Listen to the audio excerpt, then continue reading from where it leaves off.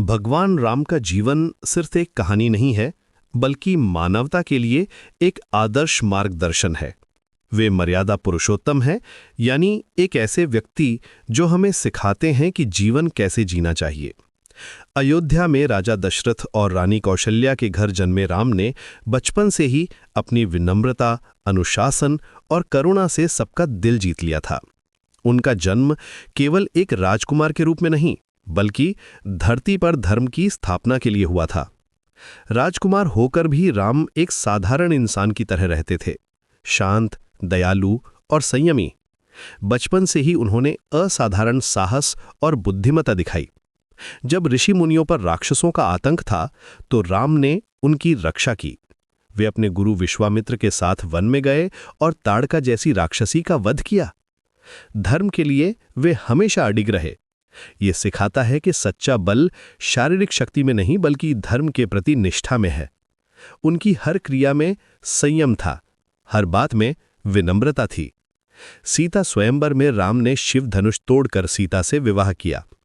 ये केवल बल का प्रदर्शन नहीं था, बल्कि ये दिखाता था कि सच्चा योद्धा वही है जो धर्म के लिए अपनी शक्ति का उपयोग करता है।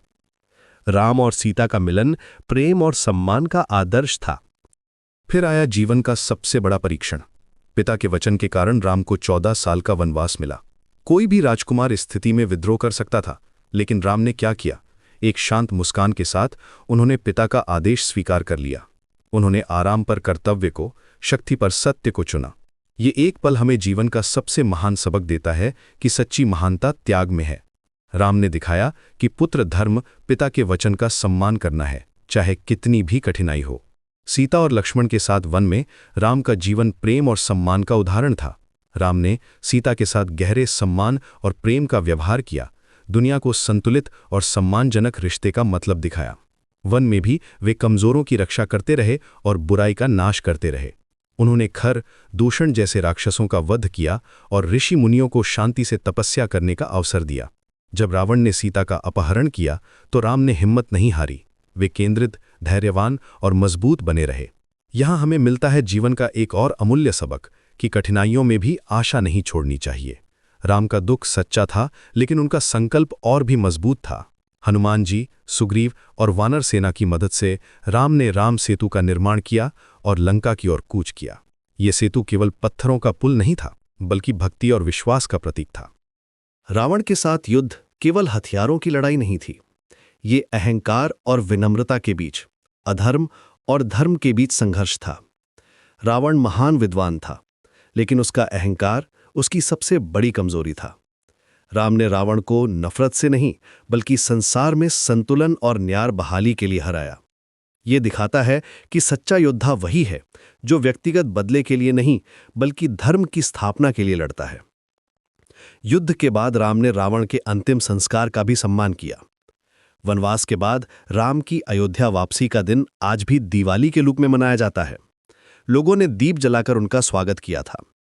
ये प्रकाश का त्योहार है, जो अंधकार पर प्रकाश की विजय का प्रतीक है। पूरी अयोध्या में खुशी की लहर दौड़ गई थी। राजा बनने के बाद राम ने न्याय, ईमानदारी और करुणा के साथ शासन किया। उनका राज्य रामराज्य कहलाया, जो शांति, समानता और समृद्धि का प्रतीक था। राम राज्य में कोई भेदभाव नहीं था। गरीब हो या अमीर, सभी के साथ न्याय था। ये आदर्श शासन का उदाहरण है, जहां राजा प्रजा का सेवक होता है, मालिक नहीं। राम ने दिखाया कि सच्चा नेता वो है जो अपने लोगों की भलाई के लिए जीता है। उनके राज्य में कोई भूखा नहीं सोता था, कोई अन्याय नहीं होता था। राम का जीवन हमें सिखाता है कि सच्चे बनो, बड़ों का सम्मान करो, सही के लिए खड़े हो, अहंकार को नियंत्रित करो और समाज की निस्वार्थ सेवा करो। वे हमें बताते हैं कि हमें दिव्य पैदा होने की जरूरत नहीं है।